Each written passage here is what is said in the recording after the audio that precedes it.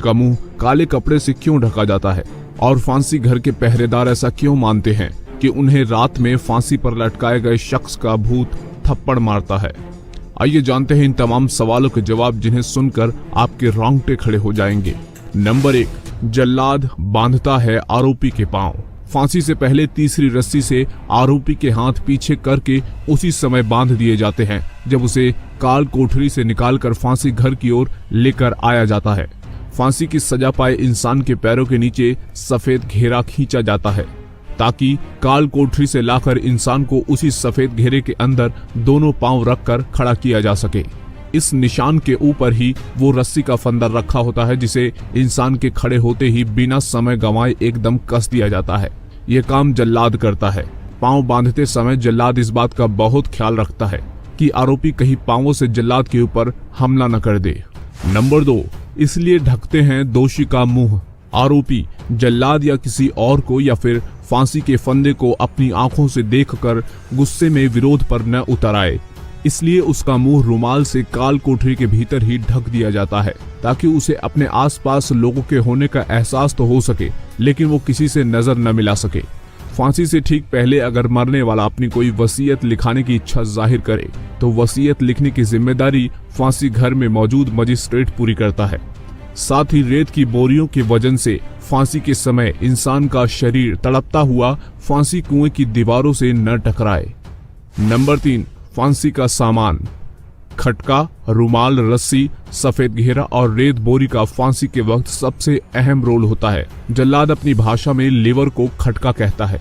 जल्लाद के लीवर खींचते ही सजाए मौत पाए इंसान के पांवों के नीचे मौजूद तख्ता 2 हिस्सों में खुलकर कुएं के अंदर जाकर खुल जाता है और इसी के साथ एक मामूली सी चीख या आवाज के साथ इंसान का शरीर कुएं के अंदर गर्दन में मौजूद फांसी फंदे के सहारे झूलने लगता है।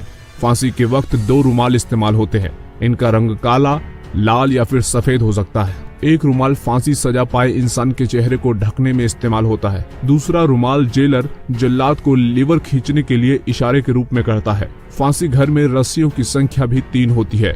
2 रस्सियों से एक ही तख्त पर 2 अलग अलग फांसी के फंदे बनाए जाते हैं ताकि एक रस्से के काम न करने पर दूसरा रस्सा इस्तेमाल हो सके। नंबर 4, मौत की सजा पाया शख्स नहीं देख पाता जल्लाद को। जल्लाद के बारे में जो भी धारणाएं हो मगर वो हमारी आपकी तरह आम इंसान है। न वो भीमकाय है और न ही काला भुजंग या फिर शक्ल से डरावना। नंबर 5, फांसी तख्ते की लकड़ी की मिलती है मुंह मांगी कीमत। फांसी तख्ते की लकड़ी की कीमत जेल के बाहर मुंह मांगी मिलती है। ये बात धीरे धीरे जब तिहाड़ के आला अफसरों के कानों तक पहुंची तो उन्हें काठ मार गया। उनके जहन में शंका उत्पन्न हुई कि कहीं चंद रुपयों के लालच में जेल कर्मी फांसी तख्ते की लकड़ी की खरीद फरोख्त में ना पड़ जाएं। इससे बदनामी होगी सो अलग, जेल और फांसी घर के सुरक्षा इंतजामों पर सवालिया निशान भी लग जाएगा। लिहाजा इस समस्या से निपटने का बेजोड़ और स्थायी समाधान खोज लिया गया। जेल प्रशासन ने रातों रात लकड़ी के तख्तों को हटवाकर लोहे के भारी भरकम फट्टे लगवा दिए। यह काम लोक निर्माण विभाग ने इसलिए किया क्योंकि फांसी घर के रख रखाव की जिम्मेदारी दिल्ली सरकार की है। नंबर 6, रात में कौन फांसी घर के पहरेदारों को मारता है थप्पड़। फांसी घर जैसे वीरान डरावने स्थान की पहरेदारी करना आसान नहीं है। कहा जाता है कि कई साल पहले तिहाड़ जेल के एक संतरी यानी पहरेदार की रात के वक्त फांसी घर की रखवाली की ड्यूटी लगी थी। ड्यूटी भी अकेले ही कर रहा था। किसी वक्त उसे नींद की झपकी आ गई। तभी उसे एहसास हुआ कि उसके किसी ने थप्पड़ मारा है। इस एहसास ने उसे पसीने से तरबतर कर दिया। ऐसा वाकया और भी कई बार हुआ। ड्यूटी स्टाफ ने बाकी स्टाफ को बताया तो उन्होंने इसे ड्यूटी न करने का बहाना बताकर हंसी में टाल दिया। हालांकि इन बातों पर जेल अधिकारी विश्वास करने को राजी नहीं होते और इसे अंधविश्वास करार देते हैं। नंबर 7, कुआं जिसमें लटकती है लाश।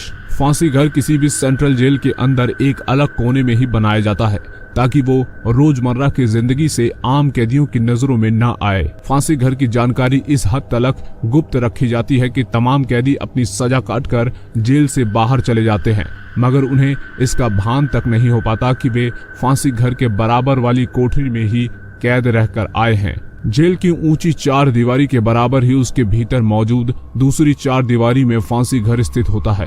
फांसी घर में एक सीमेंटेड कुआं होता है। कुएं में उतरने के लिए 3 से 4 सीढ़ियां होती हैं। गोलाई में बने कुएं के अंदर बमुश्किल 1 से 1.5 मीटर की ही जगह होती है। कुएं के अंदर 2 से 3 आदमी ही एक साथ खड़े हो सकते हैं। कुएं के ऊपर गोलाकार रूप में काठ यानी लकड़ी का तख्ता ढका होता है। तख्ता बीच से 2 हिस्सों में दिखाई देता है, लेकिन तख्ते को इस तरीके से डिजाइन किया जाता है कि वो देखने में गोलाकार लगता है।